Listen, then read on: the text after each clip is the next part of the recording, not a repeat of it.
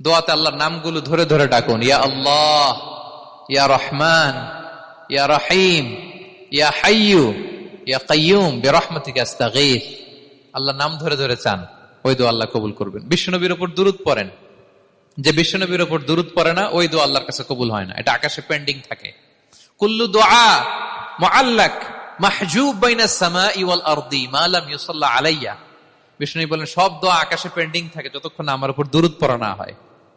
মোবাইলে দেখবেন ব্যালেন্স না থাকলে মেসেজ পাঠালে কি হয়ে থাকে, ওইটা পেন্ডিং, আবার টপ আপ করলেই সেন্ট। তা আপনি যে বলেন হুজুর আমার দোয়া কবুল হয় না, কেন হয় না বুঝছেন এবার? হ্যাঁ, নবীর উপর দুরূদ পড়েন নাই তো। আল্লাহুম্মা সাল্লি ওয়া সাল্লিম ওয়া বারিক আলাই। শুরু করবেন বিশ্ব নবীর উপর দুরূদ দিয়ে, মাঝেও পড়বেন, শেষেও পড়বেন, আগেও পড়বেন, পরেও পড়বেন। আপনার দোয়া কবুল করবে কে?